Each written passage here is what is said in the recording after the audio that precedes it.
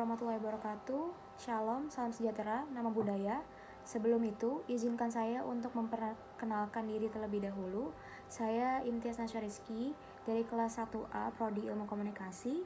Tujuan dibuatnya video ini adalah untuk memenuhi penugasan EKT 2 mata kuliah Bahasa Indonesia dengan Pak Aditya Pratama selaku dosen pengampu. Di sini saya akan menjelaskan mengenai pola komunikasi interpersonal antara dosen dan mahasiswa dalam proses bimbingan skripsi. Latar belakang. Mahasiswa menyelesaikan skripsi langkah demi langkah sebagai persyaratan kelulusan dan sebagai persyaratan mahasiswa untuk mendapatkan gelar sarjana. Dalam prosesnya, mahasiswa diberikan kemudahan untuk menyelesaikan skripsi di bawah bimbingan para dosen pembimbing.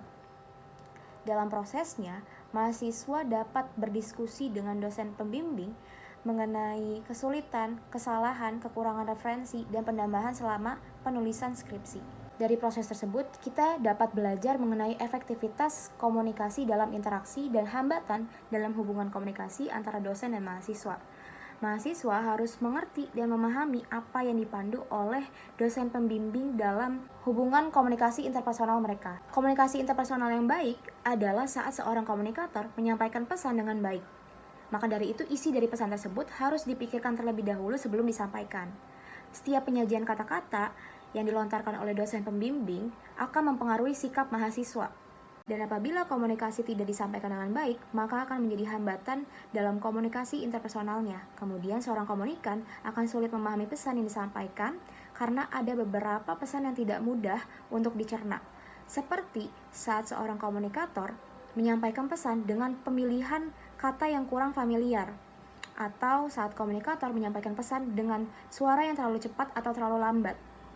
Atau bisa juga saat si komunikannya sulit untuk menerima atau memahami pesan karena berpikir terlalu lambat.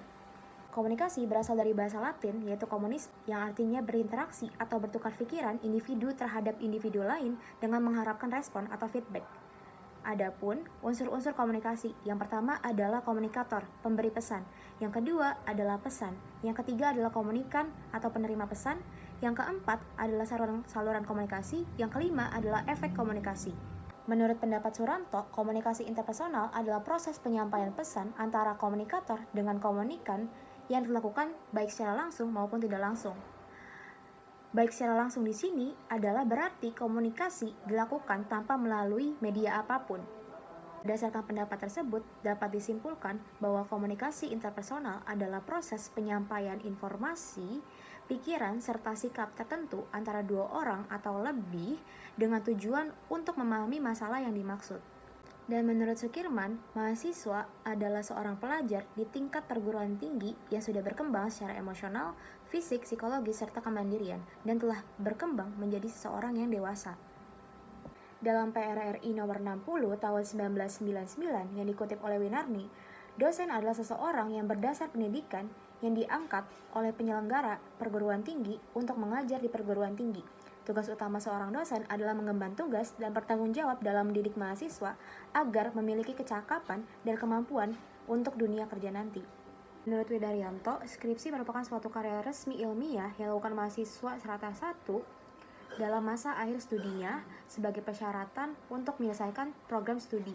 Adapun tujuan penulisan skripsi, yang pertama adalah mampu menyusun dan menulis karya tulis yang sesuai dengan bidang yang ditempuh. Yang kedua adalah mampu melakukan penelitian mulai dari merumuskan masalah, mencari data, mengolah data, menganalisis data, sampai menarik kesimpulan. Yang ketiga adalah mampu menggunakan dan mengaplikasikan ilmu yang diperoleh menjadi suatu sistem yang terpadu untuk pengembangan ilmu pengetahuan. Rumusan masalah. Yang pertama adalah bagaimana pola komunikasi interpersonal antara dosen dan mahasiswa ilmu komunikasi.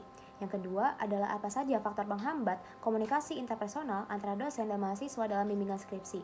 Lalu ada tujuan penelitian. Tujuan penelitian ini adalah untuk mengetahui dan memahami mengenai materi pola komunikasi interpersonal antara dosen dan mahasiswa dalam bimbingan skripsi, serta untuk memenuhi tugas mata kuliah Bahasa Indonesia. Manfaat penelitian. Manfaat penelitian ini ada dua, yaitu manfaat teoritis dan manfaat praktis. Manfaat teoritisnya adalah untuk menambah wawasan atau ilmu terkait dengan materi ini. Manfaat praktisnya bagi dosen adalah bisa dijadikan evaluasi, umpan balik, serta referensi. Manfaat untuk mahasiswanya adalah dapat menambah wawasan terkait dengan materi, pola komunikasi interpersonal, dosen, dan mahasiswa dalam proses bimbingan skripsi. Mungkin itu saja yang dapat saya jelaskan dan saya sampaikan. Kurang lebihnya mohon maaf. Wassalamualaikum warahmatullahi wabarakatuh.